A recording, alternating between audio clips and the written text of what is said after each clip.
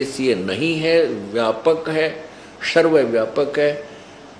उन्हीं के और वेदों को वो सत्य मानते हैं और वेद कहते हैं वो तो तीसरे धाम में विराजमान है, वहाँ रहता है और वहाँ बैठकर पूरे विश्व को कंट्रोल करता है। और वही अन्य रूप धारण करके सबका धारण पोषण करने के लिए भी इस तीनों लोकों में प्रकट होता है, प्रवेश करता है। और जिसमें वो परमात्मा आता है ऊंचे स्वर में अपनी महिमा की वाणी आप ही बोलता है। वो लोकोक्तियों के माध्यम से, कविताओं के माध्यम से, श्लोकों के माध्यम से, दोहों के माध्यम से अपनी महिमा का उच्चारण करता है। इसलिए वो प्रसिद्ध कवि की उपाधि प्राप्त कर लेता है उसे। लेकिन वो संत रूप में, ऋषि रूप में प्रकट वो पूर्ण परमात्मा ही होता है, वो कबीर देव होता है। पहले आप देखें इन ऋषि महर्षियों और उनके अनुयायियों के द्वारा किया गया हिंदी अनुवाद ऋग्वेद मंडल नंबर 9 सूक्त नंबर 96 के मंत्र 16 से 20 का। फिर ये दास आपको दिखाएगा इसका वास्तविक अनुवाद ये बनता है। ये देखिएगा ऋग्वेद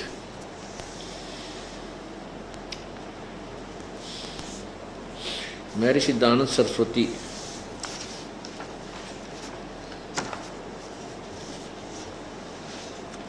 ये है, प्रकाशक है सार्वदेशिक आर्य प्रतिनिधि सभा, महर्षि दानंद भवन, रामलीला मैदान, नई दिल्ली।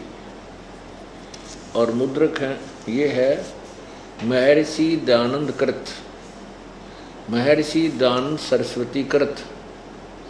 वैसे तो इन्होंने इस महर्षि दानंद की इतनी महिमा बना रखी थी कि इसके नाम ते ये वेद में क्या करते कि अच्छा महर्षि दानंद द्वारा अनुवाद कर रखा। लेकिन ये इतने झूठे हैं ये लोग। यहाँ महर्षि दानंद कृत लिखा है, 9वां और 10वां, 9वां और 10वां जो मंडल है ये महर्षि दानंद के द्वारा अनुवादित नहीं है, ये और संत के द्वारा है। ये देखो इसका आपको दिखाता हूँ, ऋग्वेद भाष्यम।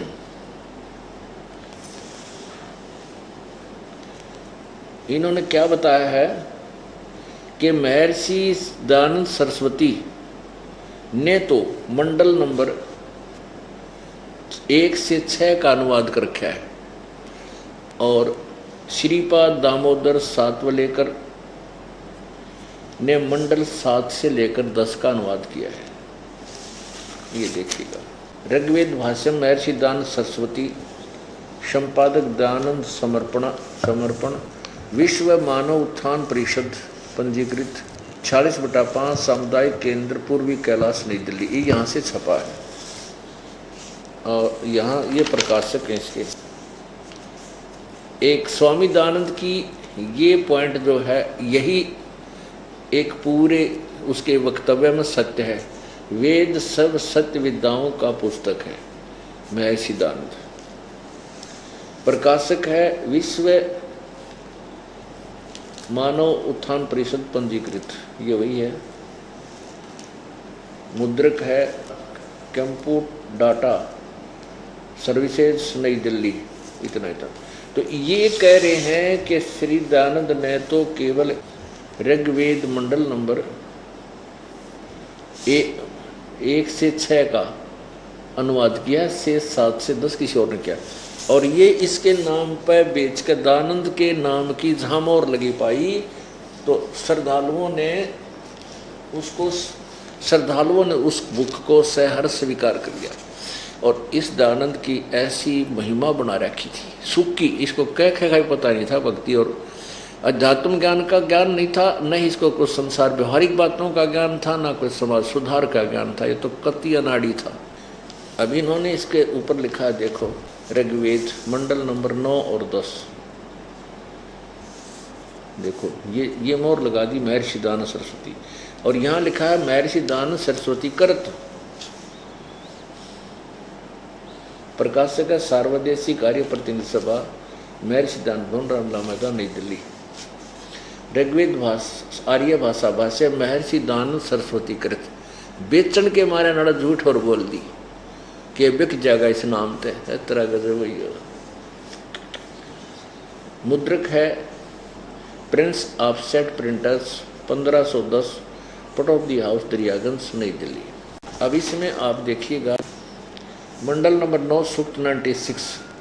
अब 16 नंबर में मंत्र नंबर 16 में इसमें ये कहा कि हे परमात्मन सर्वोपरि रहस्य श्रेष्ठ नाम जो आपकी संज्ञा है, जो तुम्हारी संज्ञा है आप उसका ज्ञान कराएं। इसका सीधा अर्थ है कि हे परमात्मा, वेद बोलने वाला ब्रह्म कह रहा है कि हे परमात्मन आपका जो सर्व सबसे श्रेष्ठ नाम है ना, गुप्त, जो गुप्त सही नाम है आपका, आप उसका ज्ञान कराएं।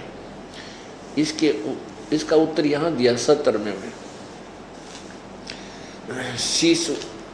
शिशु जगानम हरियंतम मर्जंती सुगंती वहीन मरुतो गणेन कबीर गिरभी कावेना कबीर सोम संत सोम पवित्र अत्यति रेभन। इसमें इन्होंने क्या बना दिया कि शिशुम उस परमात्मा को, देखो शिशुम माने यहाँ लिखना था वो शिशु रूप में प्रकट होने वाला परमेश्वर जो सदा प्रकट है। ज्ञानम माने प्रकट होता है, शिशु रूप में वह प्रकट होता है,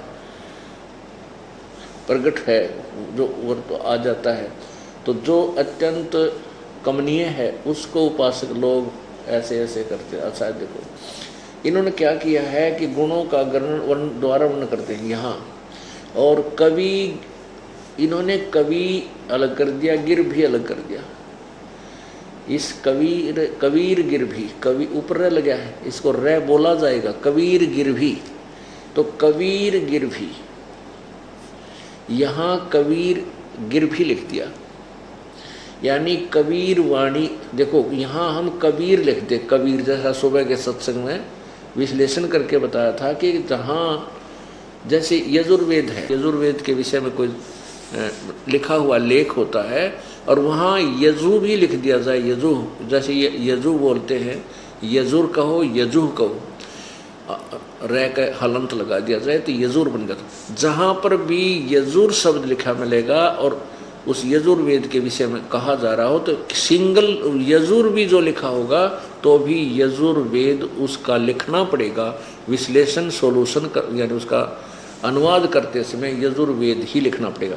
तो ऐसे यहाँ कबीर गिरभी यानी कबीर परमेश्वर की वाणी, यहाँ हमने ऐसे बोलना है। ये देखो इस 17वें में कबीर गिरभी, कवि यहाँ इसको हम कबीर बोल जाएं, इनको दोनों को एक ही ब्रैकेट में ले लें कोष्ठ में, तो कबीर गिरभी अर्णों का न लिख लें, कबीर गिरभी बस। तो यहाँ लिखते हैं कबीर गिरभी माने वाणी द्वारा, कबीर माने हम कबीर लिख दें, कबीर वाणी द्वारा, कावेन कविताओं से, कविताओं के माध्यम से उस स्तुति करते हैं। सोम अमर पुरुष, सोम स्वरूप पवित्रम परमात्मा कारण अवस्था में, रेभन माने गरजता हुआ, अतिक्रमण करता है। अब इनके अनुवाद का कि तो सर पैर भी कोई ना। अब देखो इस दास के द्वारा किया हुआ अनुवाद, इसके पढ़ने से आनंद आते हैं। एक भक्त जब इस ज्ञान से परिचित हुआ और इस महर्षि के द्वारा किए गए अनुवाद के अड़ंगे से परिचित हुआ तो वो कहने लगा कि महाराज जी अगर ये अनुवाद जो आप बता रहे हो जिस तरीके से, ऐसा अनुवाद वेदों का होता तो ये घर घर में पाते, हर एक घर में रखे होते। इनके एक अड़ंगे ज्ञान में पढ़ते पढ़ते सर में दर्द हो जाता है, कहीं सी सर नहीं कि तब पैर नहीं के, तो ये बताना चाह है पता नहीं के का की अड़ंगा करके दर दिया। जबकि ये इतने पवित्र ग्रंथ हैं तो इसके अंदर बहुत ही निर्मल बात और बहुत ही गहरी गूढ़ रहस्य इसके अंदर भरा पड़ा है। उसको तत्वदर्शी संत ही बताएगा। परमात्मा कहते हैं स्वयं अपनी महिमा आप ही बताते हैं। सतगुरु बिन काहू न पाया ज्ञाना, जो थो था बुस छड़े मूड किसाना।